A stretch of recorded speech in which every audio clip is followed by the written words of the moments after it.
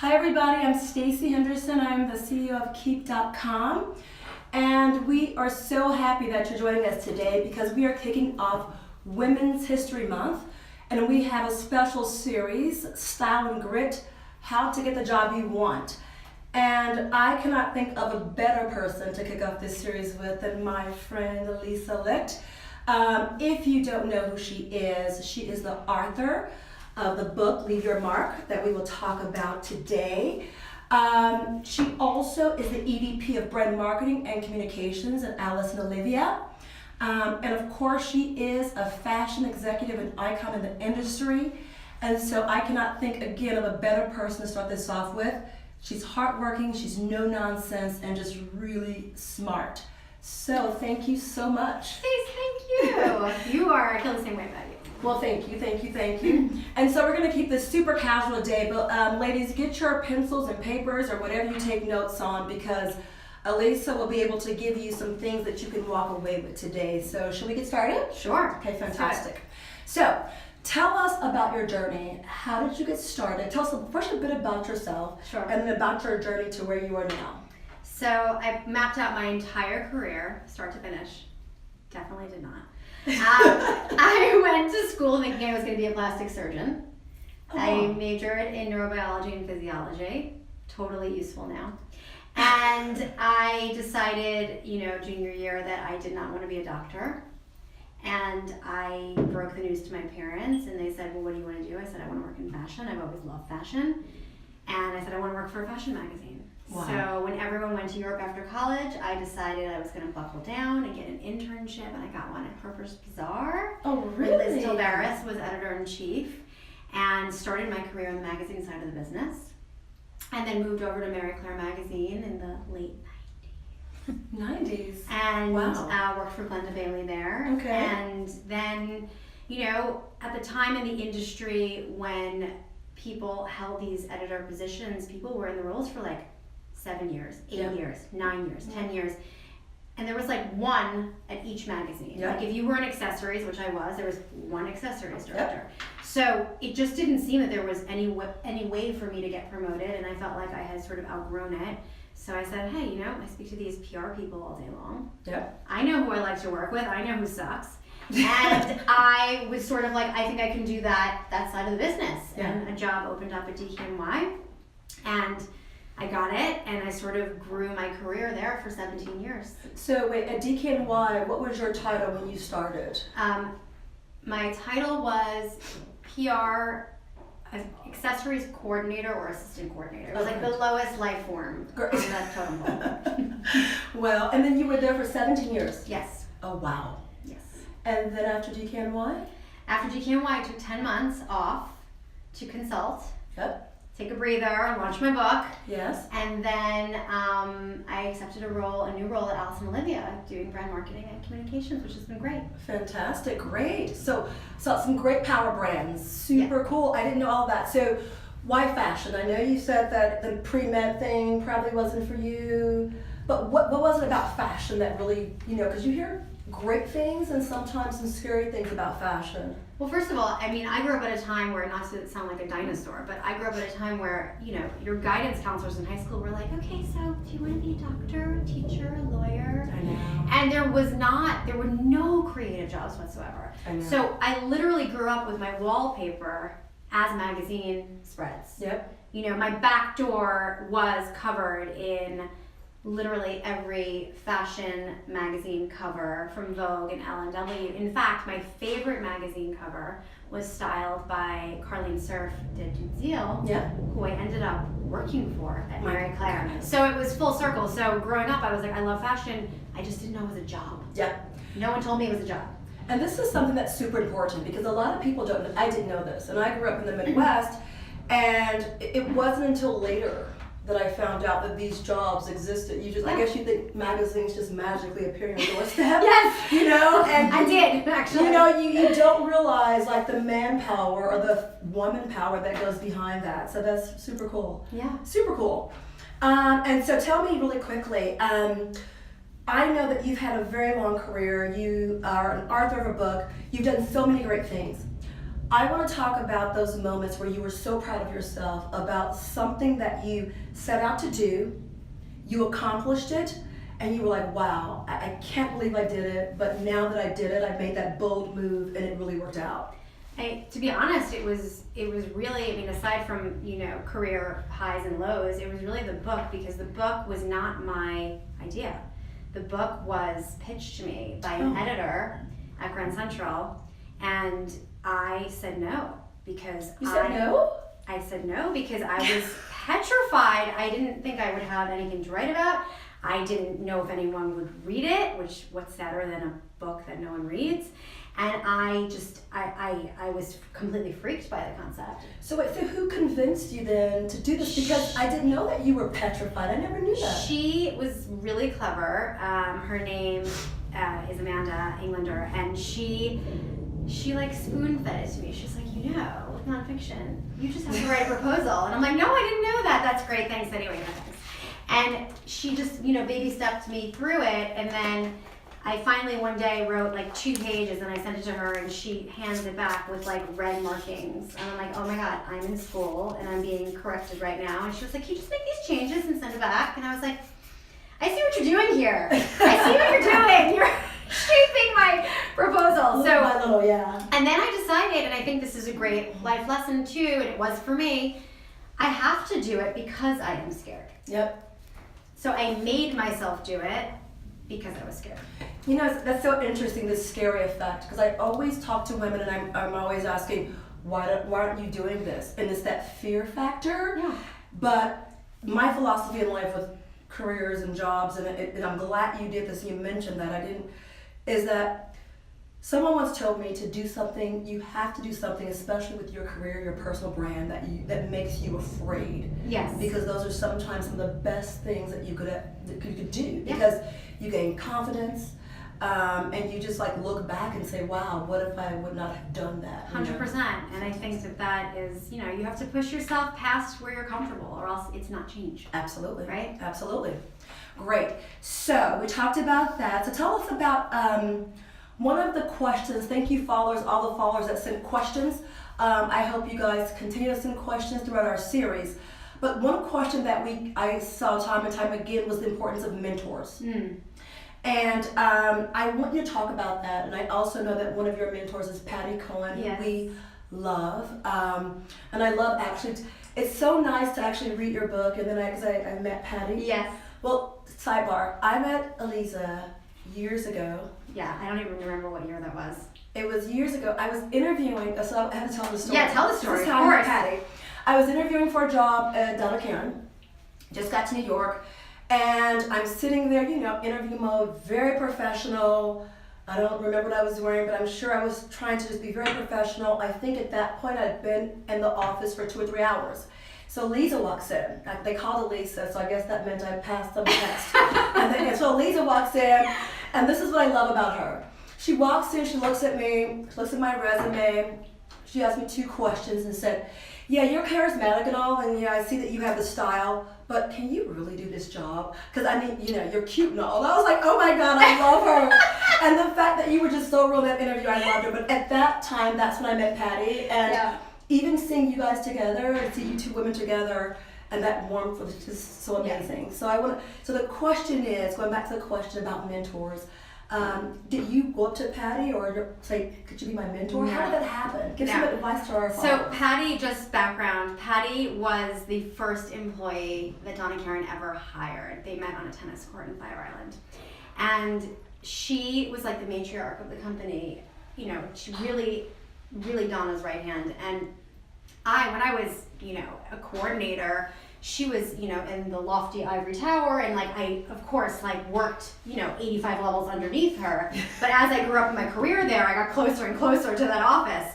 And she's just the epitome of, and I actually posted this on International Women's Day. She was my tribute post because she makes everyone around her rise. And not because, and this is with no disrespect to International Women's Month, but this is her entire life. She's done this before it was a hashtag, before it was a social media thing. She literally, and when I posted it on Instagram, every single past employee who's ever worked for her like jumped into the post and was like, cosign, best person on earth, just the epitome of a leader and supportive and just wonderful and just I mean, I'm blessed to have grown up like that. Absolutely. So let's talk about this. So if you were to give advice to one of our followers about the best way to have a mentor, because I have lots of mentors, I've never asked them, it just happened. But what is that? What advice would you give to our audience?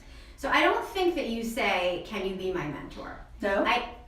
No. It's kind of weird, right? I think it's a little bit like saying, "Can you be my girlfriend?" Like you just kind of evolve and you're like, oh, we're like together. Yeah. So I think that, when you, even if it's a cold outreach, let's say you find someone on LinkedIn and you're like, okay, this person does what I want to do. I've had a lot of people do this to me. Reaching out, sending them a really tailored personal note that's like, you don't know me, I'm X, Y, and Z. I've been following your career. You are in a place that I hope to be one day, and I was wondering if I can ask you a few questions. I get those emails all day long, and I always answer them. Yes. And there are people who come back to the well, if you will, every few months with an update as to, and I also encourage people. I say, here's my advice. Let me know how it goes, or if I say to them, you need to redo your resume or cover letter, and I'll give them tidbits for that, and I'll say, listen, when you make the changes, send it back to me so I can see what they did.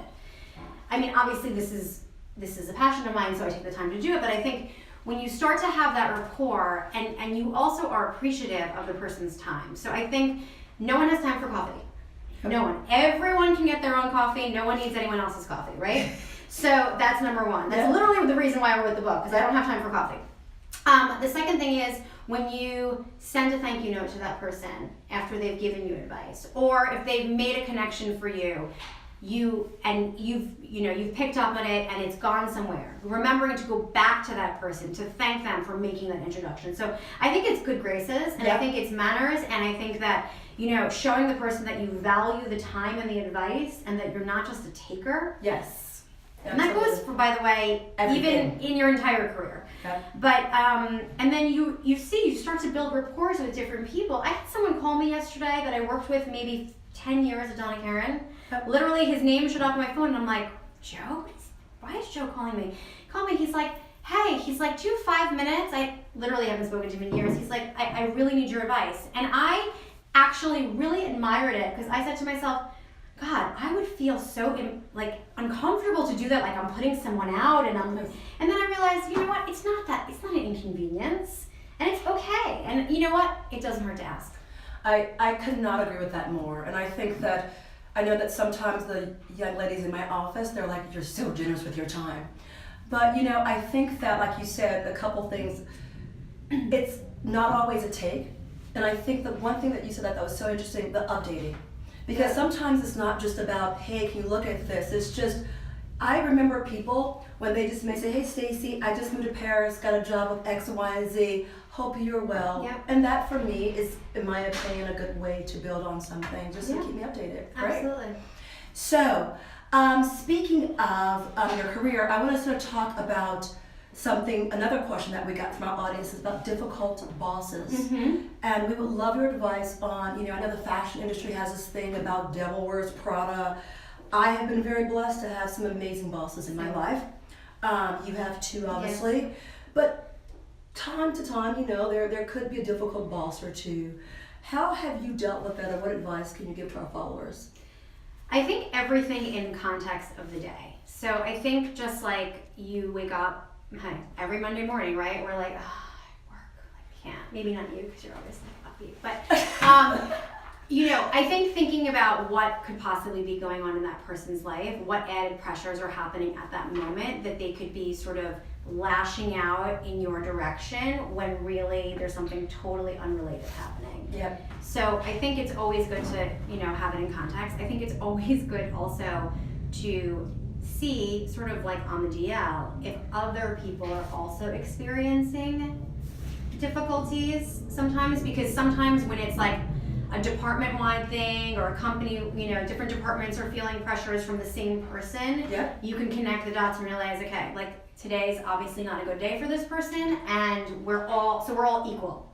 So it's not, and I think the biggest thing is, generally, unless you've really done something where you've done something totally wrong or you're not good at your job, let's assume you're great at your job, it's not personal. Yes, I think people need to develop, and quote Kelly Catrone, who's on my paperback cover, develop a thick skin. It's business, right? You could have come up with the best ideas, you're super proud, you present them in a meeting, your boss doesn't like them, and she just brushes them aside. They're your ideas. They're not you, they're your ideas. And at the end of the day, you pick up and you come up with new ideas and you move on. So I think the sensitivity in the workplace is sort of has to decrease. And I love that thing about the not personal, because I do think that was something that I had to learn, and that I think everyone, you have to remember that it's not sometimes always about you, and you have to take things personal. And I think it's a lot easier said than done, I know, but I think that once you get to that point in your career, once you're able to develop that's something very useful. I also think, not for nothing, email, you're reading the tone in your head. Yes. In your own definition of what that email says. But if the person was saying it out loud, it could be something totally different. Absolutely. So really, when you get an email that's aggressive, to pause, don't react, let it sit for a minute, and really strategize how you want to respond. And I always used to share with a colleague, hey, here's what my response is going to be. What do you think? Do you think she's going to take it the right way, or do you think it's going to be misconstrued? So, not being so reactive, really thinking things through. You said something interesting, and the reason why I love this book and why the people on my team love the book is because you get very specific about certain things. You mentioned to go around and possibly test the waters, right? Mm-hmm. And to make sure that it's not just, how do you do that in a way that doesn't seem gossipy or not let it backfire? How would you phrase it if we were working together and you were like, hey Stacey, what's going on with, how would you phrase that so that you don't come across as gossipy when you're trying to understand if your boss is just having a bad day or something? How would you do that? I would just say, have you spoken to so-and-so today? I got a lot of emails this morning, and they were just one after the next, and I was just wondering, is it just me, or did everyone sort of get their own version of that? Okay. I mean, it's not about speaking derogatory. Yeah. It's about making sure that if there's a pattern. Yep. Or if it's just you. And I think it's important to know that, because if it's just you, then it's your issue to deal with. But if it's an overarching department situation, it's more comforting to know that. Absolutely. Perfect. So now let's talk about challenges. We're going to continue on with the challenges right now. Any challenge that you faced in your career, or you can answer a mistake that you made, a mistake that you made in your career that you learned from.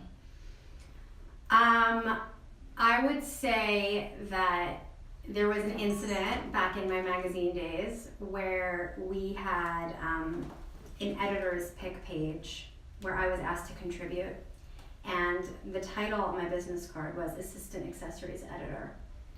So I picked my favorite shoe, I gave a little quote, it went to the art department, it got laid out, and I got called in to my boss's office basically saying, how dare you try to promote yourself? And I was like, I was asked to contribute. Mind you, I'm 22. So this is this is my first instance of oh my God, I didn't do anything wrong. I don't know how to deal with this. Yeah. And I was I was asked to contribute, and that's the title of my business card. And she was like, no, it's not. And I was like, should I go get it? I have it. Did you print them yourself? I'm like, no, I didn't print my own business cards myself with your company logo on them.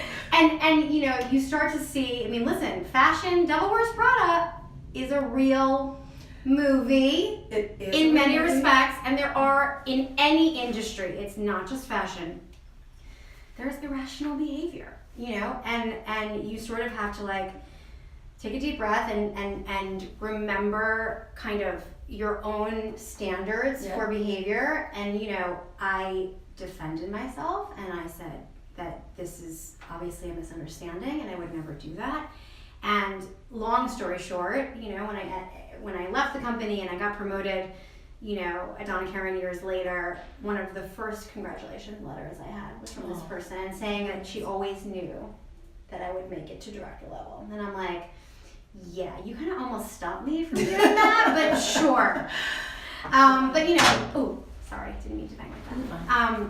But you know, you're gonna have characters like that. Yeah. You know, and I think at the end of the day, always minding your own reputation and what people think about you and how you work with other people is really the key to success, because your reputation doesn't follow you, it gets there before you. Absolutely. You know, and people check references and how do you work with other people. And I find a lot of times now people are checking, they're asking you for your references, but then they're asking you for your references from your direct reports, your former direct reports, absolutely. which is really important. So I think treating that's people super with important. respect.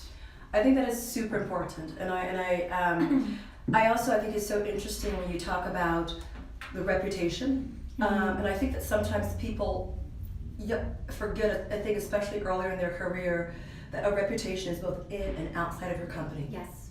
And I've seen you do that so well and navigate that well, because you know, at the end of the day, the people that you spend, if you're lucky, 40 hours, but in most cases plus 40 hours a week, they're the ones that really know you and are the first ones to go to bat, and they have specific examples to use from your reputation.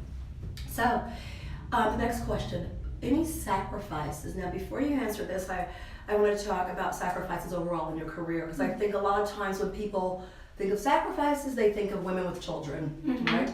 And I know for myself, I remember when I was in Italy, my sacrifice, now not that I'm a huge party animal, but when I was in Italy, I was learning a new job in a new industry in a new language. So there were three things.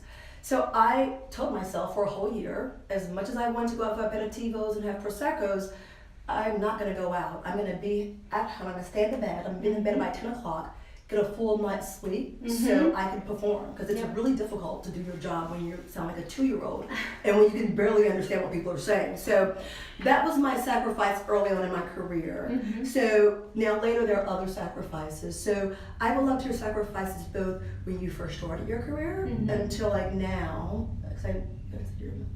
Yeah. Now that you are a mother, are there any sacrifices, and how have those sacrifices changed? So I think that from single life, well, in general, and this is how I feel, in your 20s, you should work as hard as you possibly can. Yes, you should. And I think that a lot of times, and my husband and I have had this conversation, he's probably watching right now too. A lot of times people are like, oh, my job is great. Like I get out at, 6 o'clock. I don't have to check email at night. To me, like that's great when you're in your 30s. Yeah. Okay? In your 20s, you should be working your ass off so that in your 30s, you have a higher title, more flexibility to have whatever extended family life you want to have. And I think the coasting in the 20s is the big mistake. Have we talked about this, Keep? It's so true. Yeah. This is so true. So I would say my sacrifice was that in my 30s, so I had my son when I was 30 and my daughter when I was 33, I would say that I was really focused on being around for them at that age, which means that I could not party and I could not travel as much as maybe some of my other colleagues did and some of the people in the industry did. So I would say that my reputation, if you will, is more built on sort of the work product than it is on like my social network because of the way that I sort of prioritize that. Interesting. And now it's like they're older now, so now I can travel and, do more things. But there definitely was a time where I'm like, oh, I should really go to that conference in China. But I'm like, but I'm not going to go to China because I have a 2-year-old. Yeah. So those are the kinds of choices that I made. Very interesting, very interesting. Again, the 20-year-old comment, I think that's just so super important. I think it's super important now. I was talking to a young lady the other day who basically was like, I want to come in at 10 and leave at 4 or 5. And I'm like, okay, but let's talk about your life overall. Because I do think that when you work your butt off, when you're like in your 20s, it allows you to have that older, that title, that higher title when you're in your 30s, and possibly when you think about a family, if that's what you want, to then to be able to sort of shift, you know, areas of focus. So I think that's super important for all our followers out there, and super important. So let's talk about a couple more things before we get to your book. The first job you ever had in your life, and how old were you? So it was 22 at Mary Claire. No, that was really your first job. Yeah. Oh my goodness, that's a great first job. Thanks. Okay, we won't talk about Well, that first job came from my first internship, which was at Harper's Bazaar. Okay. And Richard Sinnott, who was the accessories director, who's now head of creative for accessories at Michael Kors for years, he was my boss, my supervisor, and he was the best boss ever. And I also was, as he says, the best intern ever. I mean, I turned on the lights at Bazaar every day and I turned them off at night. When you say turn them on, just to get specific, what time are you talking about? 10 in the morning, 9? Oh, I was there probably at 7:30 in the morning, but everyone in creative comes in like 10. But I was there. I used to clean the accessories closet. You know, that was my job. But I would do things. I would sort of anticipate what my boss wanted me to do and do it ahead. So he'd be like, "Oh, hey, can you organize the shoes?" I'm like, "Done." He's like, "Okay, can you go do this?" I'm like, "No, I already did that. What else do you want?" So and he amazing. recommended me for Mary Claire. So he said if they didn't hire me, he would kill them. Literally, that's what he said. Wow. Yeah. Well, you know, so hence the reason why we're starting with Aliza and style and grit. This is like the grit that we're talking about in terms of work being successful. I mean, this is a true success story with real life examples. I also think, I want to just say this to everybody, that when you said done, the best thing a boss can hear, or the best thing your supervisor can hear, is done. Via email. I love when I send an email and someone just replies back, done. Yeah. I'm like, yes. I mean, that's, Yes. so just, So true. that's so, you hit it right on the nose in terms of music to any boss's ears. Looking back at your career, would you have done anything differently? There was a time period, not now, but there was a period a couple of years back where I said to myself, was I hasty in leaving the magazine side of the business? Because my creative side felt like I didn't have an outlet because I was in such a corporate business. Yeah. And I really toyed with that thought a lot. You know, I was at Mary Claire for 2 years. Okay, so I was an assistant. There was no editor position. Okay, so should I have stayed 2 more years? Should I have gone to another magazine? And I really did sort of struggle with that for a while, because when I was having these sort of feelings of like, I need to be creative, but I don't really have an outlet to be creative, and this is all pre-social media, I thought, oh God, should I have stayed? But then now I'm really happy that I didn't, because the industry is so different, and I think the creativity came out in the book. Yep, absolutely. So, you know, it all comes out in the wash at the end. It does, it does. So it's Women's History Month. 3 women who've influenced your career the most. I probably know 1 or 2 of them, but I'll let you tell everyone. Well, Patty, for sure, who we mentioned before. I'm going to start with the oldest, so my grandma Hilda, who was a Holocaust survivor, and just the work ethic, I think, comes from her. Just the never give up work ethic. And my mom, Madeline, she is also just really taught me to be fearless. You know, we were, growing up, my sister and I, my parents always encouraged us not to talk back, but to, like, if we didn't agree, we were welcome to say why in a respectful way, but really to push back on our parents. So I grew up with a very direct mother. I'm very direct. My sister's very direct. We say it like it is. There's no bullshit, and we're not afraid of anyone. Love it, love it, love it. So let's get to the book. So a few things. So first of all, I want to thank all of our followers who sent questions in. This actually helped today. We are giving away copies to some of the best questions throughout the series. Signed copies by Aliza. So please keep your questions coming, and if you hear your question, if you choose your question, you will have a signed copy. So before we jump on some style questions, first of all, again, everyone in the company, we love the book. Can you just please tell us what inspired? I heard, Lisa, you didn't really want to. You did. That's fantastic. What were your expectations? Like, what did you want to give to young women or to women in general when you wrote this book? I really wanted, what I put in here is everything they don't teach you in college. It's everything you learn through experience. Right. So I'm basically saying, like, I have the experience, you probably don't have this experience yet. I'm literally brain dumping everything I learned from going through it. And it's not, I don't think college prepares you for the professional world. I don't think college prepares you for working and for being an employee. Yep. And, you know, I mean, I didn't even learn Excel in college, but besides like the skill sets, I think the human aspect of working is not taught. Yep. So that's what this is. So this is a career mentorship. It was literally my way of grabbing coffee with everyone. That is why it is a coffee cup. Also, I wear red lipstick every day, so that's why that's my coffee cup every day, and I always know which is mine in the office, which is great. And how to really build your personal brand in not just online, but in the world. Because one of the things which we sort of spoke about before, but one of the sort of things that I stand for is that no one should ever be a victim of what I call last name syndrome.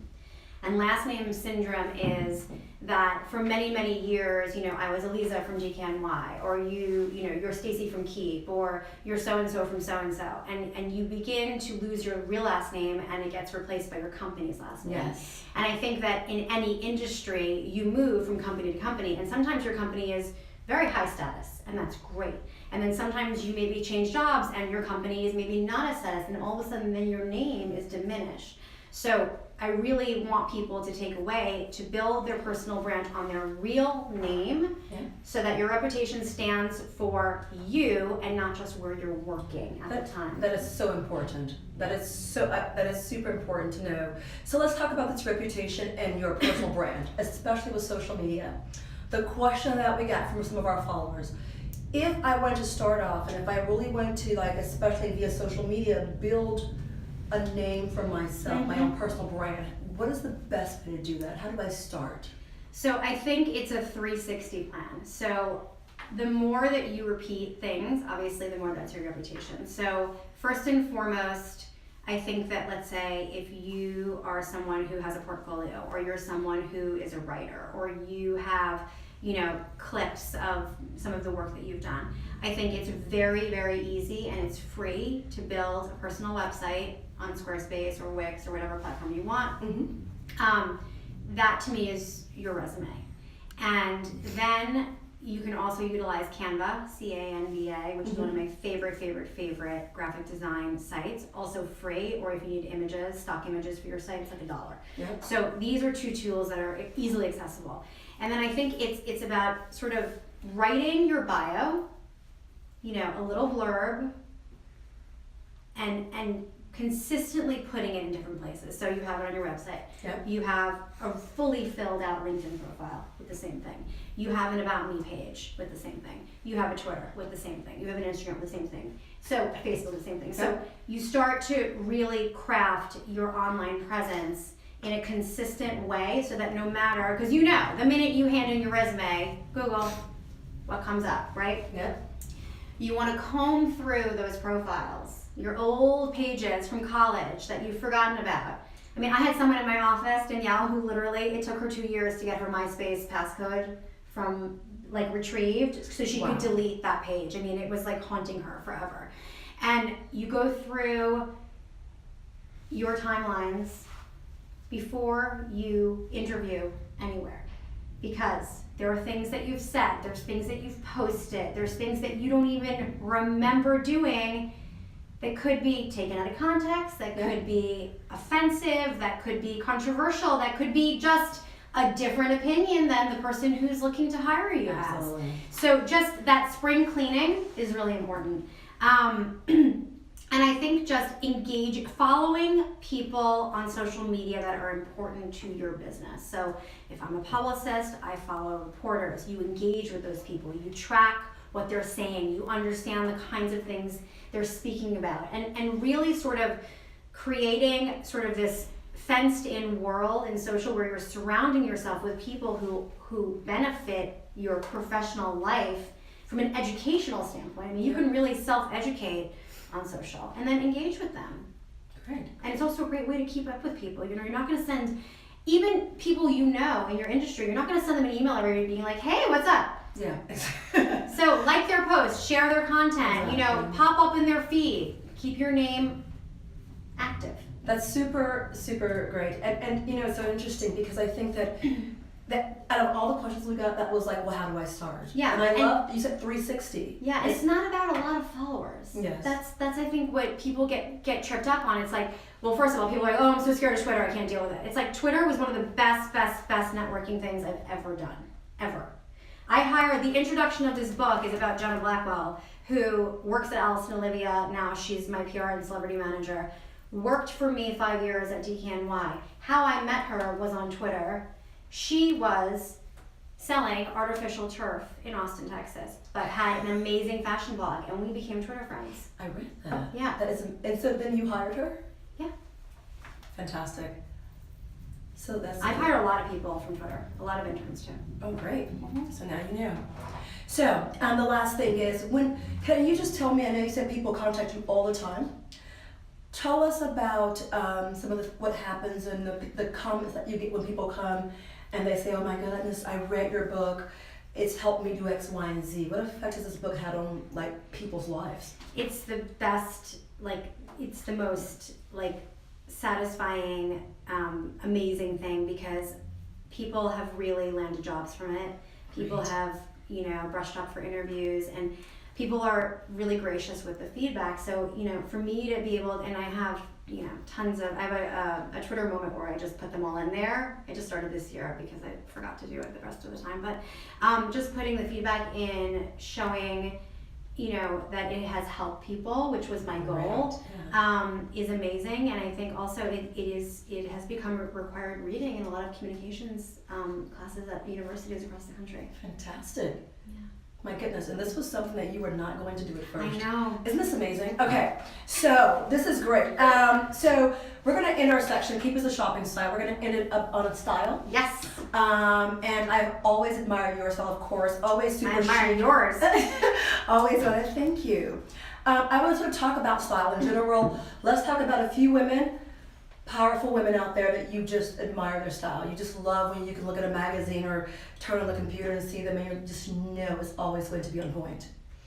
There's so many people. Well, first of all, Stacey Bendett, who is my boss now, she dresses to kill every single day of her life forever, before social media. Like wearing a ball gown to the supermarket. I mean, not that extreme, but sort of. And she has unbelievable style. Great. Unbelievable style. Olivia Palermo has unbelievable style. You look at her, I would love to look exactly like her and have her entire wardrobe. She has incredible style. I think that there's so many people in our business that have amazing style. Like Eva Chen has amazing style. Like Rachel Zoe has amazing style. This one walks into a room every time we have coffee. I'm like, oh, look at this outfit. Listen, fashion. We love fashion. Is it's armor, right? Yes, it's how you power up. It's how I power up for the day. It's like this is how I face the world every day. So to me it's everything. So do you feel then, honestly, do you feel that when you get dressed in the morning, or do you feel that if you just, how sometimes you're like, okay, you just know when you just nailed it with your outfit. Totally. Do you really think it helps with your productivity, or even the way that you approach certain meetings? Do you think it helps? And by the way, you're talking to someone who used to get dressed up for exams in college. Oh my God. So when everyone would roll out of bed in sweatpants, I'm decked in heels for my exam because it changed my mindset. Yes, absolutely. And by the way, on the topic, if you ever do a Skype interview, get dressed for it. Put on heels. Head to toe. Head to toe. Head to toe. Yes. You will change your mindset. You will change your posture. You will. There's a big difference when you're dressed. Absolutely, I agree. Okay, so this has been fantastic. Thanks again. Before we go, we have an app. If you don't have it, please download it. On our app, we have this super cool game that I love called Keep It or Toss It. It's this way to keep and the other way to toss it. So I'm going to play this game with you, and I'm going to ask you some things. Okay. Keep it means you should keep it in your closet, and toss it means just throw it aside. Ready? Okay. Black leggings. Keep it. Birkin bag. Toss it. Just kidding. Keep it. Disco sparkles during the day. Keep it. I know, like that jacket I bought. Yes. From Aliza Licht. So good. Okay. Fat chunky necklaces, Keep it. It'll come around. it'll come It'll around. come around again, yeah. So it's almost like a middle keep if it's not, you're not. I think in general, first of all, it's small to store, so you keep it because Okay. you never know. Got it. Plaids. Keep it. Wow. Lace corset. Remember the corset? I would toss that. Toss the lace corsets, ladies. Millennial pink. Keep it. Okay. Fringe bags. Western is huge for fall. Keep it. Okay. Fanny packs. Keep it. Okay. Sock booties. No. No sock Never. No sock booties. Never, never, never. 6-inch heels. Always. Bomber jackets. Yes. Ruffled jackets. Yes. Okay. Statement earrings. Keep it. Bucket bags. Keep it. White accessories. What accessories? White accessories. Oh yes. Keep Okay, it. fantastic. Great. So there you have Aliza with her Keep It Toss It. I hope you took notes on everything she said today, as well as her Keep It Toss It list. Coming up, again, this is a series for Women's History Month, Style and Grit, how to get the job you want. We're going to have people from all backgrounds and all levels to come in and give you some amazing advice. Thank you so Thank much. you. I love you. Thank you. Pleasure. Thank you. Thanks guys for Bye. watching. Thanks Bye. for watching. Thank you.